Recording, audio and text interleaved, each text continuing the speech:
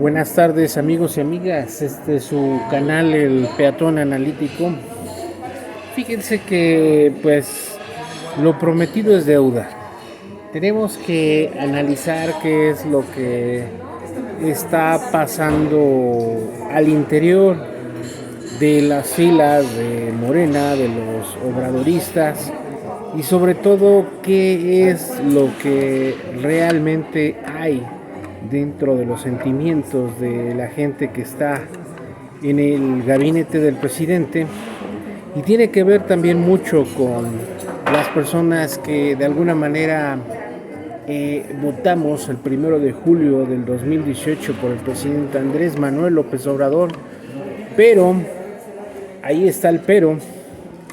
Lo que debemos de entender es que la política no nada más la tenemos que ver desde el punto de vista de nuestra generación, sobre todo que quienes hoy en día están aspirando o nos están gobernando o fueron candidatos, ellos iniciaron en la política precisamente hace más de 80 años, 70 años, en cuanto pues nosotros apenas nacíamos, la generación que ahorita pues queremos que este país cambie y queremos que totalmente paguen las personas que han defraudado la confianza, en este caso de los ciudadanos, durante muchos años. Pero es aquí donde empezamos a hacer este análisis ríspido y sobre todo quiero que rompamos ese hielo que no nos ha dejado entender las decisiones y no nos han dejado entender por qué las gentes que actualmente están en el gabinete del presidente y hoy, 1 de septiembre del 2022, ya presentando el cuarto informe de gobierno, pues no entendemos por qué las cosas siguen igual. Si nosotros en su momento votamos por el presidente, votamos por una izquierda que, discúlpenme lo que les voy a decir, que no terminábamos de entender, no terminábamos de ver que las personas, y se los digo francamente, que ahorita nos están gobernando, nos llevan 30 años o quizás 40 años de vida. Entonces, cuando nosotros nacimos, cuando nosotros empezábamos a abrir los ojos, pues ellos ya estaban haciendo política en diferentes trincheras, llámense gobiernos estatales, gobiernos federales, pero a final de cuentas ya eran partícipes de esto. Entonces, pues realmente lo que nos cabe a nosotros y lo que tenemos que hacer todos nosotros es precisamente buscar ese relevo generacional que se identifique con los años que llevamos de vida. Se les hace esto un poquito más coherente. ¿Por qué? Porque si nosotros vemos el promedio de edad de los secretarios de Estado que ahorita que tienen peso y que están tomando realmente las decisiones en este país, pues iniciaron haciendo política junto con el presidente. Algunos ya tenían más edad que el presidente, pero a final de cuentas el presidente ya tenía 20 y tantos años y los otros tenían 30 y tantos años, pero incrustados en un mundo donde todavía en la década de los 70, donde todavía el PRI la rifaba, donde las reglas eran claras para las personas que se dedicaban a la política. Entonces, como les vengo diciendo, el relato, tenemos que empezar a ver la película desde ese punto de vista.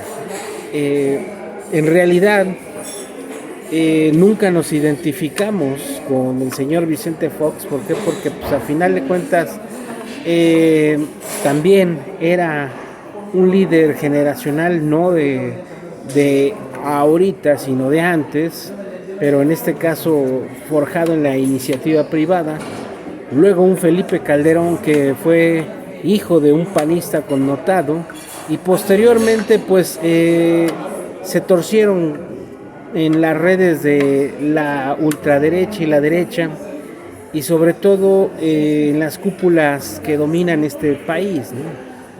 Fíjense que conforme vamos avanzando, y un Enrique Peña Nieto, pues que sobrino de Arturo Montiel, emanado precisamente del Grupo Atlacomulco del Estado de México, entonces ya vamos tejiendo realmente los lazos de la política, ya vamos tejiendo de qué se está tratando y por qué nos sentimos todos los que votamos el 1 de julio traicionados, pero en cierta manera no nos debemos de sentir traicionados de algo que no conocemos, de algo que no hemos terminado de entender y que tenemos que desenmarañar.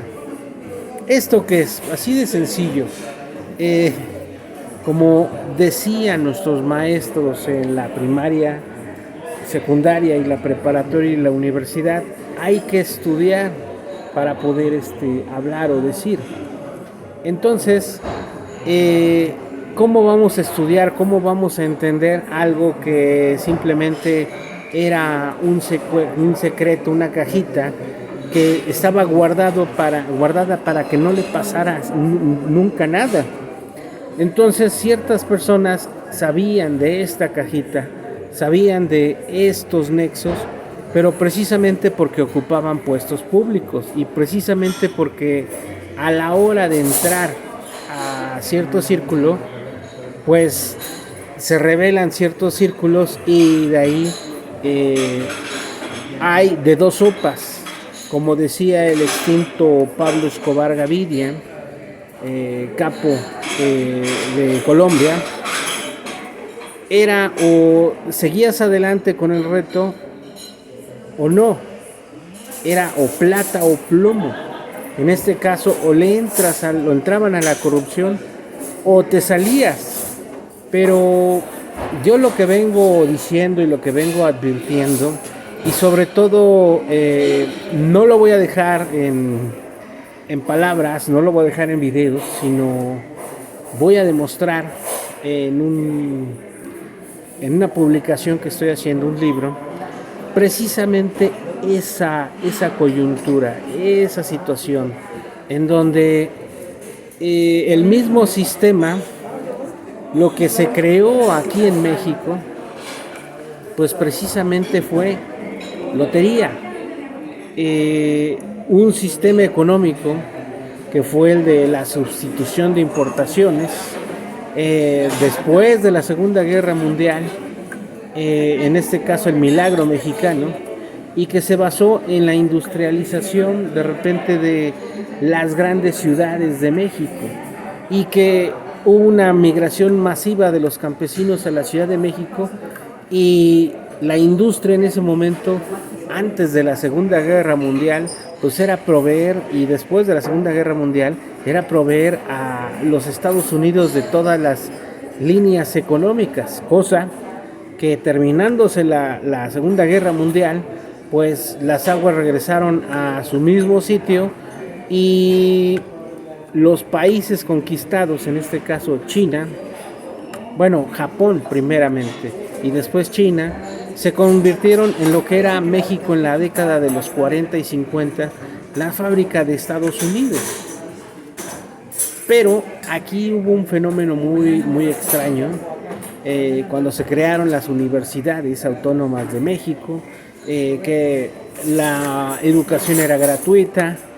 En ese entonces, pues la educación era gratuita, las carreras fueron gratuitas, pero para alimentar precisamente al gobierno, una burocracia, un sistema económico que hizo, y esto quiero que quede muy claro, hizo pues precisamente las gentes que actualmente están en el gobierno. ¿Qué es esto? ¿Cómo puedes tú ir en contra, odiar o reprimir, o en este caso diezmar a una clase media y sobre todo una burocracia en la cual, óiganlo bien lo que les voy a decir, en la década de los 70s, los funcionarios que ahorita son, en este caso, tanto el presidente como gente de su gabinete y los que son senadores, diputados, gobernadores, presidentes municipales, en su caso los de mayor edad, ellos también participaban en la política y durante la década de los 60, 70, 80, 90, 2000, 2010, hasta el 2000, ahí empezamos otra época en donde la mayor parte de los egresados de las escuelas públicas iban al gobierno y se incrustaron en una clase burocrática en las secretarías de Estado. Ahorita no me van a dejar mentir, la mayoría de la gente que son jubilados y que tienen una pensión de las ahorita pocas que hay doradas que existen, que ya para nuestra generación ya no existen, precisamente vienen de esa época.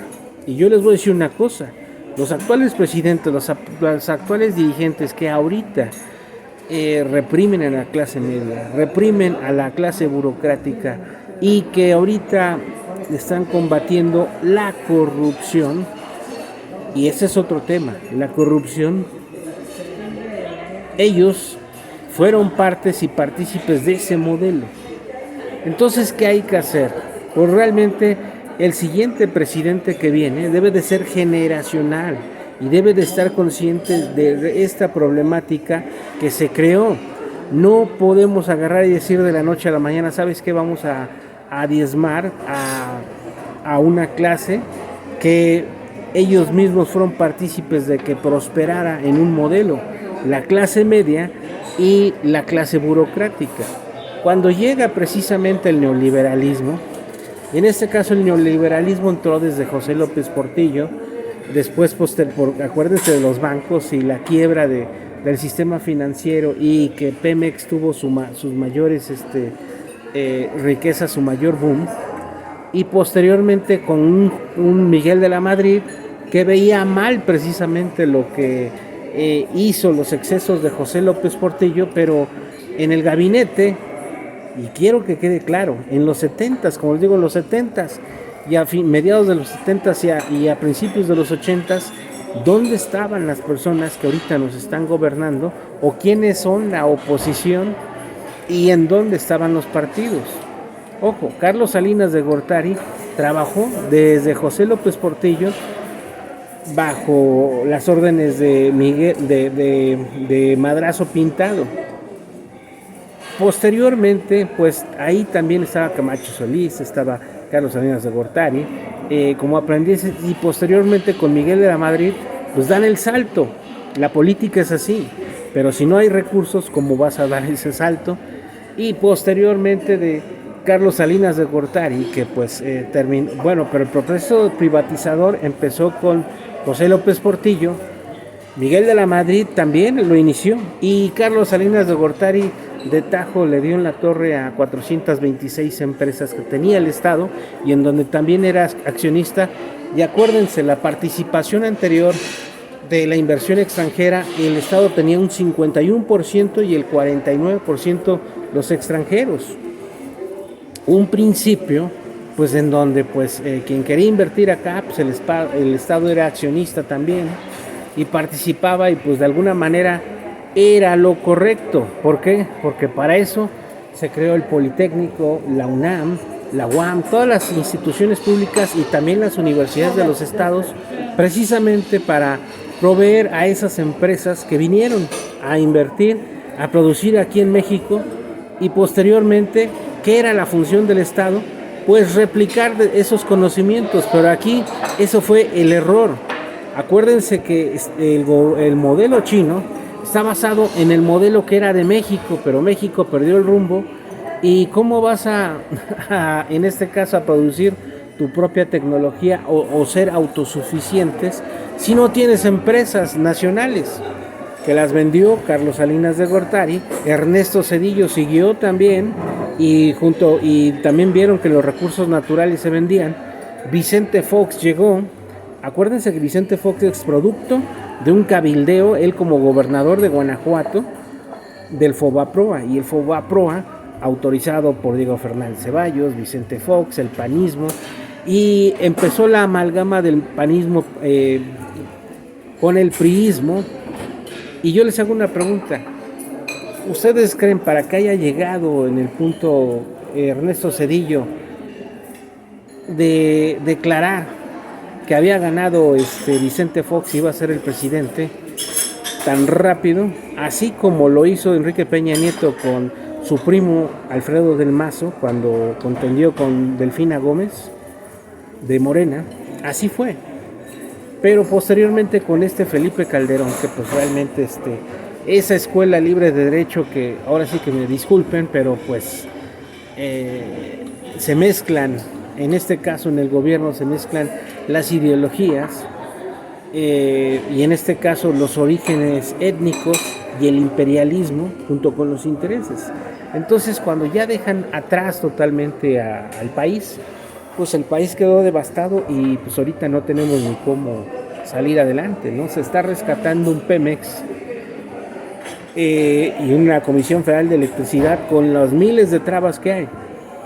Pero aquí la pregunta y donde está la llaga en la herida es que las personas que votaron por el cambio y que son de nuestra generación, de los 50 hacia abajo, nos sentimos defraudados. ¿Por qué? Porque no hemos visto ese cambio. No hemos visto precisamente ese cambio en esos funcionarios públicos que vienen de la época que ahorita les hice este relato. No les hago más largo el relato. ¿Por qué? Porque tenemos que ir entendiendo esta fase. La fase de los 70s, 80s, 90s, 2000, 2010, 2020, bueno, 2019, que ahí es el parteaguas, hacia lo que estamos viviendo. Una cuarta transformación, cuarto T, que incrustada y ya en el gobierno, pues no goza de popularidad para nada dentro del gobierno federal, ni estatal, ni municipal. Los servidores públicos no se sienten identificados con lo que está haciendo el presidente, y también una clase media que pues también ya no se siente identificada, y que pues al ver que pues en este caso el lema de primero los pobres y luego los ricos, luego los demás, o sino que no puede haber gobierno rico con pueblo pobre, en este caso el problema de todo esto, y yo como se los digo, las ciencias políticas es la ciencia de precisamente de servir, de dirigir. Una política es un proceso, todo mundo hacemos política. Cuando nos levantamos y vamos a trabajar, vamos a la escuela, tenemos que hacer una política para llegar a la regadera, para bañarse, para cambiarse y para desayunar y para salir a cada quien a su trabajo o a su escuela o a su destino o a su negocio. Esa es una política que tienes que hacer. Pero el problema es que los mexicanos escuchamos política y luego nos vamos con el gobierno, con los rateros, que el PRI, el PAN, el PRD y ahorita ya con Morena, el presidente y demás, pero no nos ponemos a pensar de que nuestras propias políticas para vivir, tanto personales como familiares y como vecinos, como en nuestra comunidad, nuestros municipios, en los estados y como ciudadanos de un país, nos están llevando a la ruina, y pensando que la política tiene que ver con gobierno y con dinero. Nos equivocamos. Mientras no pensemos que realmente no hemos terminado de hacer ese cambio y que mágicamente que en cuanto llegara el presidente Andrés Manuel López Obrador iban a cambiar las cosas, no, porque ellos ya tienen un recorrido. Cuando nosotros estábamos naciendo, ellos ya tenían cargos públicos y estaban proyectando a otros servidores públicos o políticos. Entonces, pues realmente lo que debemos de hacer es precisamente buscar a esa persona que vaya a ser el sucesor del presidente, que sea de nuestra generación y que tenga en cuenta la problemática que ahorita tenemos y que empiece a recuperar a la gente que perdió la esperanza y también no quiere saber ya nada más del presidente, no quiere saber nada más de Morena, no quiere saber nada de Obrador, y que son las personas que están susceptibles a caer en los brazos del PRIAN-RD. Pero si no entendemos realmente esta situación y empezamos a ver, no, sí, que el Movimiento de Regeneración Nacional, morenista y todo, y hay otro movimiento que es el obradorismo o los obradoristas. En este caso, pues debemos de terminar de definirnos. Hay otros partidos, el Partido del Trabajo, el Partido Verde Ecologista, el Movimiento Ciudadano, y las candidaturas independientes, ¿en dónde terminaron? Pues en un rotundo fracaso, pero hay que analizarlo también, de dónde salió el Bronco, quién lo auspició. Pues bueno, amigos y amigas, este es un video que ya se nos hizo un poco largo y tedioso, y ya tampoco nadie lo va a escuchar, pero vamos a empezar a analizar totalmente todas estas coyunturas. Y acuérdense, no estamos nosotros entendiendo que las personas que nos están gobernando, cuando nosotros nacimos, abrimos los ojos, ellos ya estaban en la política y ya estaban apoyando a ciertos grupos. Entonces, por eso no nos identificamos con ellos, no nos identificamos con esas ideas. Entonces, ¿qué hay que hacer? Pues nosotros hacerlo y seguir en la lucha para cambiar este país, porque si no, pues simplemente la ley de los tejidos y los hilos, el hilo se rompe por lo más delgado, y en este caso lo más delgado es precisamente la población que quiere alimentar y quieren que regrese algo que realmente no conocemos y nos dejó en la miseria. Entonces hay que tener propuestas y hay que analizar, claro que sí, la problemática, pero si no tenemos propuestas, pues vamos a estar siempre contra las cuerdas y bandeando, y pues va a llegar mágicamente el tío Sam, va a llegar los gringos, posiblemente hasta nos van a invadir, como en 1848, donde pusieron aquí en Palacio Nacional precisamente la bandera de los Estados Unidos y estuvo ondeando durante mucho tiempo, y en donde nuestro destino del 40% del territorio que nos dejaron los norteamericanos se decidió en Washington, D.C., a manos de títeres gobernantes que tuvimos y que hemos tenido, y que pues por primera vez no tenemos un títere, pero tiene que demostrar también su patriotismo al no ratificar el Tratado de Bucareli, que por estas fechas y antes de que termine su mandato toca ratificarlo y jamás volvernos lacayos de los Estados Unidos, que ese es el problema más grande. Bueno, buenas tardes, soy el Platón Analítico. Denle like a mis videos, suscríbanse a mi canal, aprieten la campanita cada vez que les llegue la notificación. Estamos en YouTube, Facebook, Instagram, Prestige, Likening, Telegram, Snap, Signal, WhatsApp y demás redes sociales. Y hasta la próxima. Suscríbanse a mi canal, aprieten la campanita cada vez que les llegue la notificación, y hasta la próxima. Soy el Platón Analítico y hasta luego.